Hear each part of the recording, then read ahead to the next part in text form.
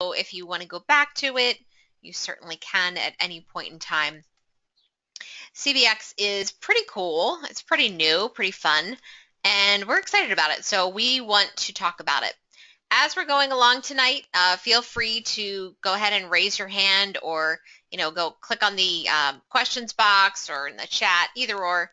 Any one of those will grab my attention as we're going along here. So let's just jump right into this. And I have to make sure my screen's changed there. I have a couple of videos that I'm going to send to you after class. I don't want to show you, but I have a couple that I'm going to send to you after class that kind of run through exactly what I'm going to talk to you about. So there's one that looks like this, and basically it'll just kind of run you through the whole experience of how, this whole situation, the whole experience works for you as an agent. And then I'll send you a video on the consumer side, just so you kind of know what exactly is going on. And it looks like I already have a hand up, so let me see if I can answer that hand. Joan Kamens, if you have a question, just go ahead and type it into the chat and let me know. The way I'm plugged in tonight, I won't be able to, looks like I won't be able to hear you specifically, so I don't see a mic listed for you. So if you have a question, Joan Kamens, just type it into the chat for me.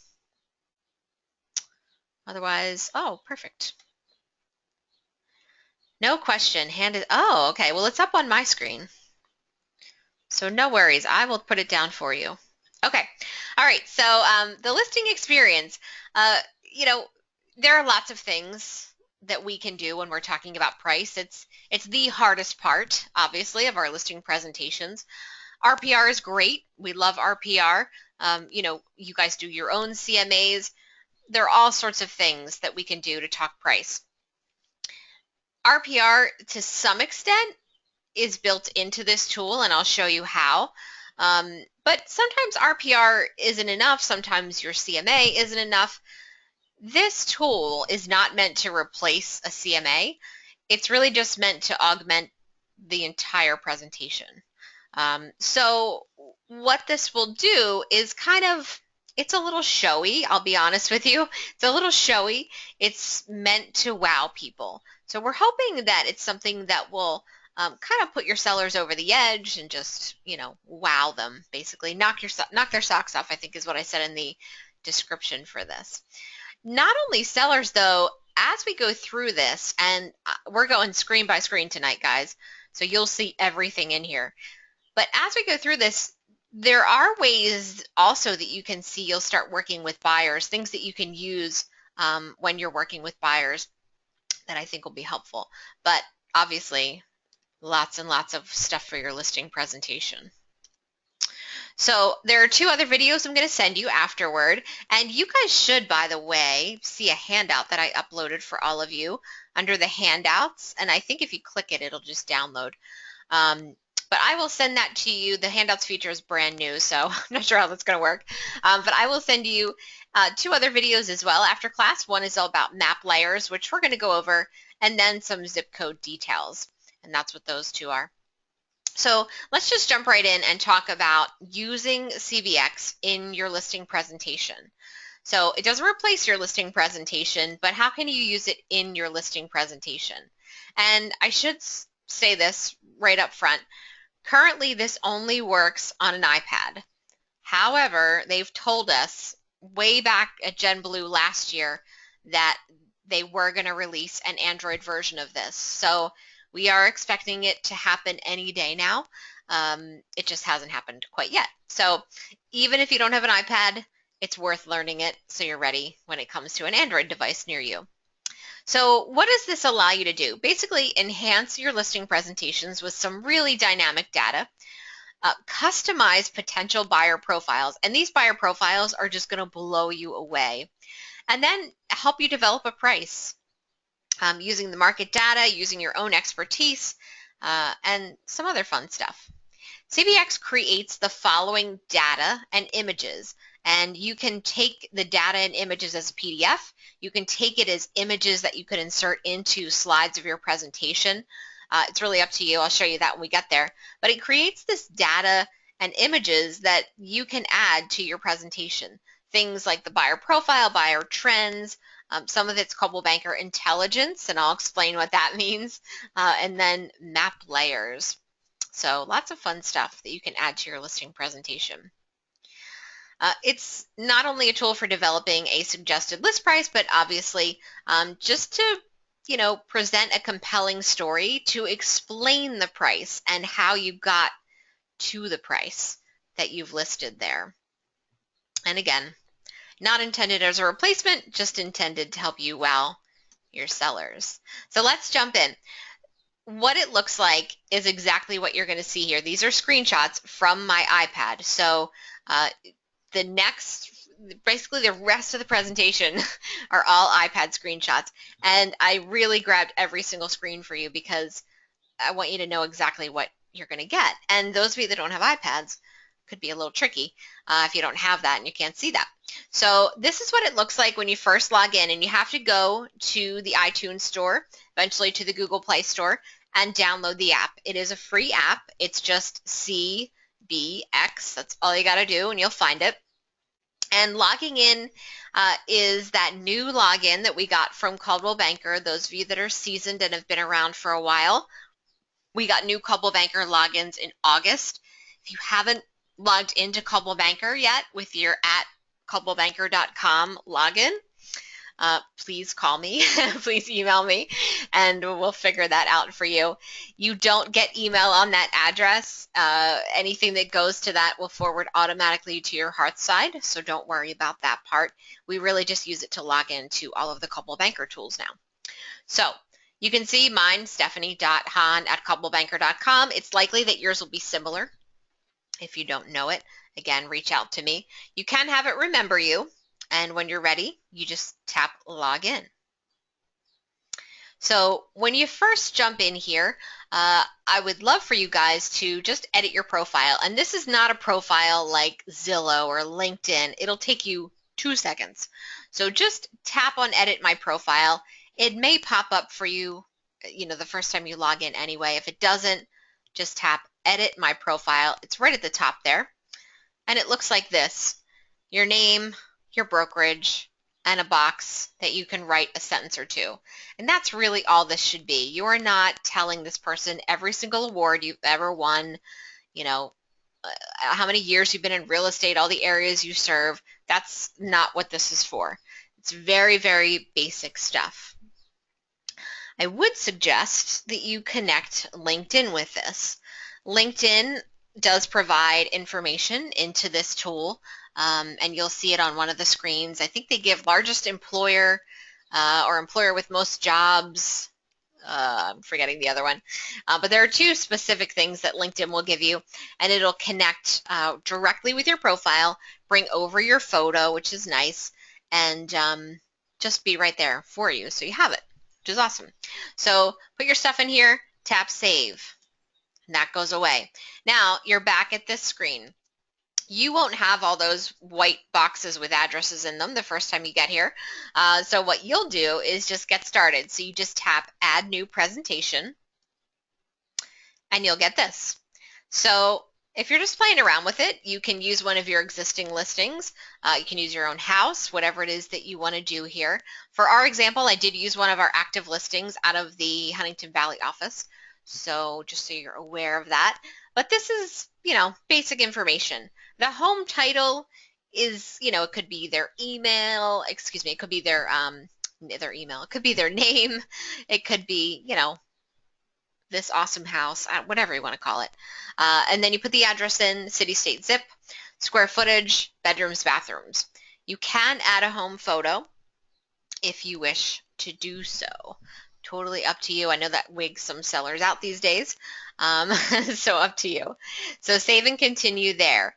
Now, you'll get to this screen and it's going to say, okay, set the list price. So right away you're saying, wait a minute, thought I was doing my CMA here. You can start with this. You can do your CMA first. You can do RPR first, whatever it is that you're into. But this is going to ask you to set a list price. Or if you look at the box just underneath where you enter the price on the left there, you can use RPR. So if I tap view now and look at the RPR price, this is what I'll see. It's going to show me the data for this particular house. So it's 104 Sherman Avenue, Huntington Valley. It gives me the RPR price. And remember, RPR is based on real data because our MLSs are tied to RPR. This is nothing that the consumers see. Realtors Property Resource is just a realtor resource. So that 352 isn't out there on Zillow or anything like that. But it's based on real numbers and real comps. So you could use that 352 if you just want a place to start. Maybe you want to play around with this. You can click use that price, or you can say no thanks. I'll choose my own price. Totally up to you. So let me go back here 1 second. The other thing that you need to do on this screen is think about some of those things that may add or detract from value. So the ones they have listed here, kitchen, bathroom, pool, and garage, could be anything. If they upgraded their kitchen, spent 20 grand, we all know that that's not 20 grand of worth of value that they get out of it. Maybe you go to RPR and figure out, okay, 20 grand for this property in Abington actually means like 8 grand. So, they did it 2 years ago, so I could put 8 grand and a plus there. Maybe they added a powder room, all these little things. Maybe they don't have a garage, so maybe I take 3,000 or 4,000 or 5,000 off for a garage. So it doesn't all have to be pluses. You can click on the minuses there. The only thing I don't like about this is it's not like RPR where the cost to value report is built in and you're just putting, here's what they said they spent and here's when they did it, and RPR pulls in those cost to value numbers, that local data that actually figures out, okay, this kitchen, even though they spent 20 grand on it, is worth 8. It's not tied in here. So I wish they had done that. They used RPR for the other thing, but they didn't use it for this. But that's where your expertise comes in. So, if you want to be real specific, go to RPR first and pull that data. Custom ones are even harder because, there's zero data in there. So you really have to know your stuff here and put your realtor hat on and say, okay, if I don't know what I'm talking about, what these values are really worth, then I'm just going to go to RPR and figure it out. Or I'm not going to put anything in here, whatever it is that you want to do. But this is the only thing in here that I'm not thrilled about, the price adjustments. Maybe they'll pull in that cost to value report so we're not guessing at numbers there, but maybe they won't. We'll see. So once I pull this information in, the other thing this will do, and you guys aren't going to do this for listed properties, but it will tell you if it's listed, and it'll say, do you want to use the photo from the listing? You can if you wish to do so. You're not really going to do this for a house that's already listed unless you're trying to get a price reduction, something like that. But even then, do you need to wow those people? Maybe, maybe not. It kind of depends. But you want to fill out your information and then, make sure your photo's in there if that's what you want, and save and continue.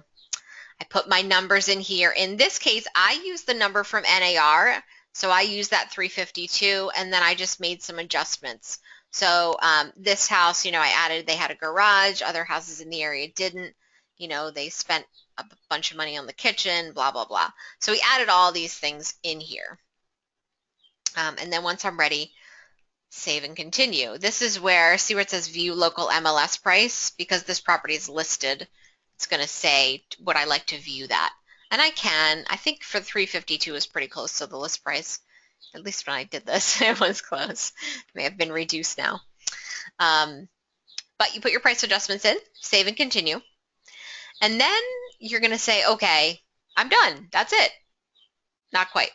So it's going to show you what you came out with. So I started at 352. I added a bunch of stuff in and went to 376.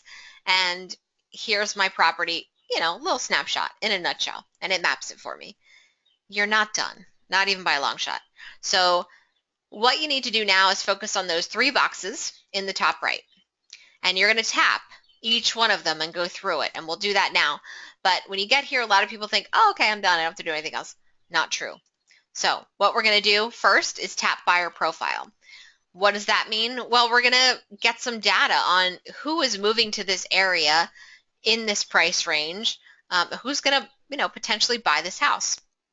So it gives us a home buyer profile on who the buyer might be based on basically customizing the information for this zip code, this neighborhood, and it is real-time data. It's from lots of different companies. There are 4 specific companies that this data comes from. The first is Google. A lot of it comes from Google. Onboard Informatics, Esri Research, ESRI, Lead Router. Some of it comes from Lead Router, and some of it comes from Experian. So if you ever want to see the sources, at the bottom of these 3 tabs, you'll see view sources, and you can always show somebody if they say, well, how do you know this? Just tap the sources. It's not just one source, it's many. And they say even more than those 4 or 5 that they have listed there could be factored in. So it's giving me my home buyer profile for this particular area, and this home is in Abington. It says the median age of the residents is 46. They mostly have a bachelor's degree. Homes with children, about a third. Average family size is 3. Total population in families, it gives me a median commute time. How long do they travel to work? That's pretty cool. Average household income, median mortgage debt, and increase in residence income. Now you'll notice some of those are checked off and some of them are not. This is where you're going in and customizing what you want to show your seller. So if I don't care about total population and families, I'm going to leave that unchecked. If I don't want to show median mortgage debt, I'm going to leave that unchecked. Whatever it is that I want to do there. The one thing I will say that you should always check off is the map this buyer profile. Make sure that one is always checked off, because that is some fun stuff as we go a little bit later down that you'll see. At the bottom, you definitely want to make sure all 3 of these are checked off. Local buyer trends. So the top 3 areas that are moving to this county, Montgomery County, are Philadelphia, Bucks, and Chester counties. Coldwell+Banker inquiries submitted in the last 14 days for this zip code, 184. So 2 weeks, 184, which is pretty great. And that's lead router data. And then they give you a zip code profile. And that doesn't make a whole lot of sense, but it will very soon. I'll show you what it means. It says 36% savvy suburbanites, 15% ex-urbanites, 13% retirement communities. They map that out and make it look pretty and explain what those terms mean to you. So once you have selected what it is that you want on here, and again, the main ones I would focus on would be the 3 at the bottom, and then mapping this buyer profile. The other stuff, it's going to depend on the particular seller and the particular home that you're talking about. So the next one over is CB Intelligence. So we did buyer profile. Now we're going to go to the next one over, which is CB Intelligence. And we just tap that to get this screen. So same thing. It's showing me information.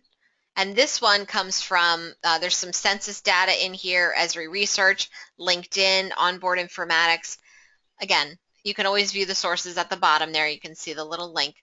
But as you're going through here, you just have to determine what's important to you and what you think will be important to these sellers. What do you want them to see? Because right now, you're just kind of setting it up in the back. When you present this, only the things that you've checked off are going to show up when you're working with your seller, or are going to export if you're pulling data into your presentation. So average home value, that's pretty important, right? Total housing units in the area, vacant, owner-occupied, renter-occupied, average value of owner-occupied housing units, and they give you an estimate 5 years into the, well, technically 4 years, I guess, 2019, and they give you last year. Households changing owners, that's always a good one, 11%. They give you the compound growth rate, which is kind of fun. And then a bunch of other stuff here. Look at the last 2 on the right. Those are the 2 from LinkedIn. So number of open jobs within 25 miles, that's always important to people, right? And then the largest employer with open jobs, and they give you this particular employer. I've never heard of that employer, but they've got a lot of open jobs, probably a recruiter. So again, pick and choose what it is that you think will be important. Be careful with things like property taxes are okay to put in, but average homeowner insurance, there is no average to homeowner insurance anymore. So I'd be careful putting that one in. And average disposable income, that's kind of a big number. But again, up to you and who you're presenting to. So what do you think they will want to see? Okay. All right, now I'm going to tap the final thing up in that right corner. And this is where I get to the map layers. So again, I'm choosing what I want this person to see. And the map layers, you can preview each and every one of them. They all have this little preview button, or preview link, I should say. And then the ones that I want, I just check off. The ones I don't want, no big deal. Usually every single time you're going to do map neighborhood because you want to show all the different segments, and I'll show you those segments. And then obviously these are pretty easy: for sale, recently sold. You can do rentals if you wish, kind of up to you there. But pick and choose again what you want to show here and move forward. Typically everything at the bottom gets checked, and then whatever you want on the top. Now, when you're ready here, notice we haven't saved anything, right? So we've gone all through these layers, we haven't saved anything. When we tap done, then we finally get asked to save. So as soon as we tap done, it's going to be top left, we'll get asked to save. And that goes for any time you tap done in that process. So if you stop at the first screen and you tap done because you've got to run and do something else, it'll save it for you. Now, those 3 ways to use that we talked about, the fact that you can just use the app, you can use JPEGs, or you can just get a complete PDF of all of this, is under export. So once I've tapped done, I can go over to export, and I can grab and check off the complete PDF if I just want to download this and hand this to them.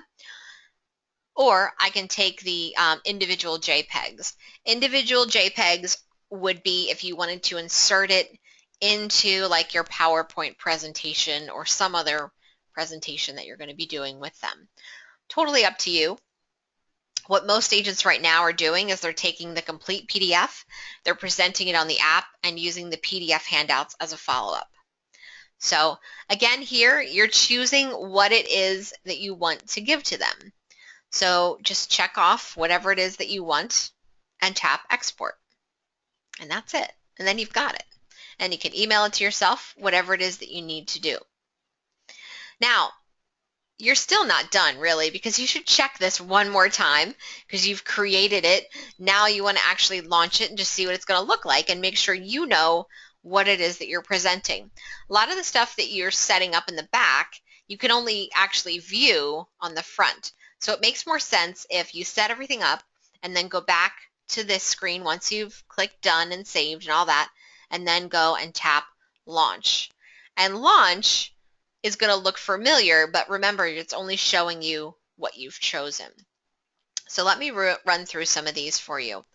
So in looking at those tabs at the top, the buyer profile, CB intelligence, and map layers, it's going to show your, you could be in front of a seller and be presenting this information. Here's what we're looking at as far as people that are going to be moving into this area in Abington. Somebody's going to be, roughly 46 years old. They'll probably have a bachelor's degree, 3 people in their family. They're looking for a median commute time of 23 minutes, or they have a median commute time of 23 minutes. And the average household income is that 111,424. Local buyer trends, you can tell them who's moving in. And then where it says map this buyer profile, I'll show you that in just a minute. That's where it explains the savvy suburbanites and all that. And I do have screenshots on that. The next one over is CB intelligence.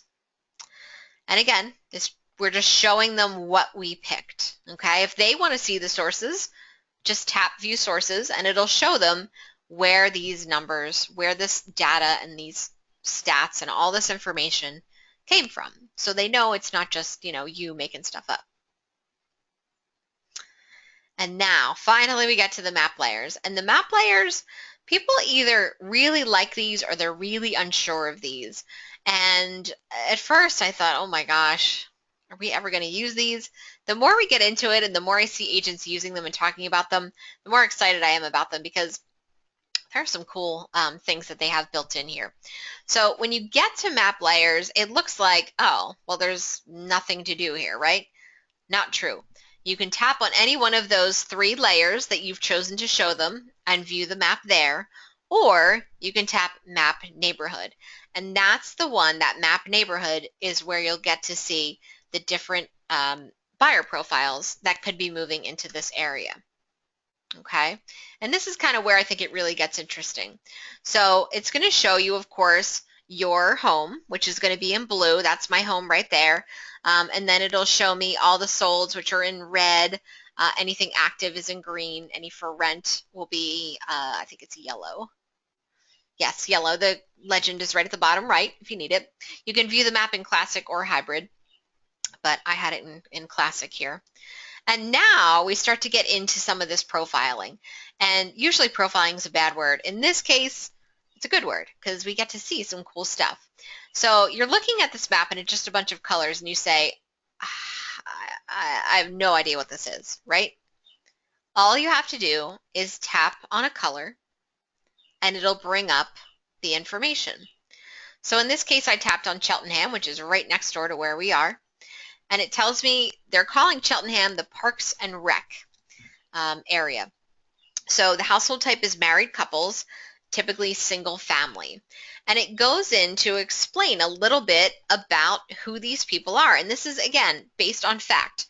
So these practical suburbanites have achieved the dream of home ownership. They've purchased a home that is within their means. The homes are older. Townhomes, duplexes are not uncommon. Many of these families are 2-income married couples approaching retirement age. They are comfortable in their jobs and their homes. They budget wisely, but they do not plan on retiring anytime soon or moving. Neighborhoods are well established, as are the amenities and the programs that are supported. They're now independent children through school and college. And the appeal of these kid-friendly neighborhoods is now attracting a new generation of young couples. So they're calling it Parks and Rec. It's just one little example. Then you can tap on Philly, and you can imagine what they would say about Philly. City lights, I'm not going to read this one for you, but they go in, and again, they're talking about who this buyer is. Pretty cool. And Philadelphia was one of the areas that was moving into our Abington home. So pretty neat. Within Philly, there is more than one segment. So just wanted to show you the colors here. Philadelphia is actually segmented in more than just one color. So some areas, will be like that. It's not, every area is not the same. You can see a lot of orange on that map, a lot of green, a lot of yellow. It doesn't follow, Philadelphia is just this. They're all, suburbanites, they're all urbanites. It doesn't follow that. It segments it further out. So another section in the city, they're talking about those in their golden years, singles and married with no kids, that kind of thing. So it breaks down who these buyers are, who potentially is moving to this particular area, and it gives you those top 3. And for you guys, that means marketing to those particular areas and gives your seller an idea that you know who the buyer is that's going to be buying this house. So pretty neat. The first time you see it, I know it's a little like, oh, am I going to use this? But I promise it's cool. Remember, you can always view sources. It's always going to be at the bottom left of each of those 3 tabs. And each one's a little different. Buyer profile, CB intelligence, and map layers. I think they all use Esri, Experian, and Onboard. And then some of them use Lead Router, some of them use Google, that kind of thing as well. So lots and lots of different sources, though, went into building this tool. So to review, how do we use this in our listing presentation? Well, obviously, right on our iPad. If you've got an iPad, pop it out during the presentation. I worked with your home a little bit, and I just want to show you some buyer profiles, the people that I think are going to be moving into this area, the people that are likely to buy your home, because we're going to direct our marketing at those groups of people. Maybe you're not comfortable presenting this on an iPad. That's okay. First time you do it, if you just want to insert it into your PowerPoint or take that PDF and just run through it in paper, that's totally fine too.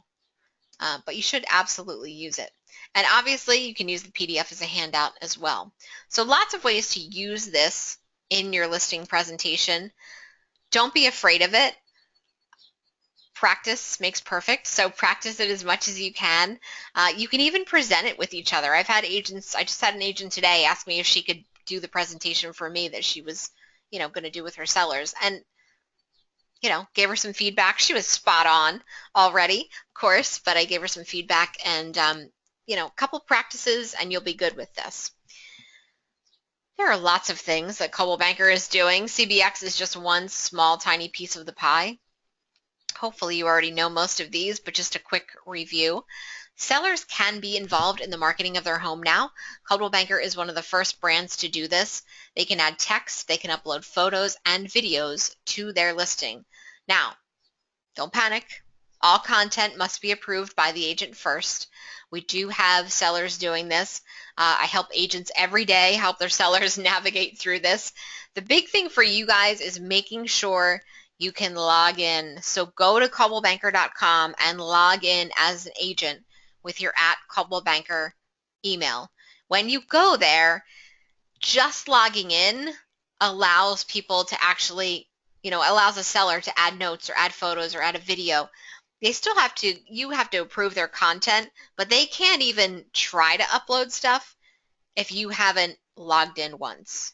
So just kind of keep that in mind. There is a agent seller dashboard, and the seller dashboard is not live yet, but the agent dashboard is up and running. That's going to give you some insight into your listings, kind of like with realtor.com, the how many hits you've had, things like that. Now, though, consumers are able to thumbs up and thumbs down key property features of each listing on the site. So you, and the seller doesn't see these yet, the seller will eventually, you get to see who's thumbs up and thumbs down, whatever it is they're doing. I mean, they can do it on all the features. They can do it on every photo. So you'll be able to see that data and share that back with your seller. There's a spot for buyers. Buyers can also now upload photos and notes about properties they've seen, share them with you, share them with their friends, their family, and you can kind of all just be in this sort of circle of sharing, if you will. And obviously the photos are gorgeous now on Coldwell+Banker.com. You've seen what they've gone to. When listings are displayed, it's more of a Pinterest style search. No more virtual tours and only YouTube URLs. So keep that in mind. We've been pretty good about following that. We haven't had any issues there. So lots of stuff that they're doing. And then obviously CBX to help you win listings and wow some buyers. Lots of stuff though going on just this year. I mean, we went to Coldwell+Banker last, I think it was October, last October or September, and they talked about all this stuff, and they've implemented all of it now. And it's only June, so lots of stuff going down, and good stuff, fun stuff. So make sure that you know what's going on. Don't let your seller be the one to tell you that they tried to upload a photo and it says your account's not created. Make sure you've gone in and already done that. All right. So that is all that, I think that's all I have. Yeah, that's all I have. So if you guys have questions, I told you this was going to be a shorter one tonight, but if you guys have questions, I'm happy to take them. Just let me know whatever it is that you've got a question on, and happy to take them, happy to show you anything you need to see. Otherwise, we are done. I'm going to email all of you some handouts. There is a handout attached to the webinar, so you might be able to download that from here, but I'm going to send you a couple other things as well. So thanks for hanging out, and I'll talk to you guys soon. Have a good night. Thanks for joining me.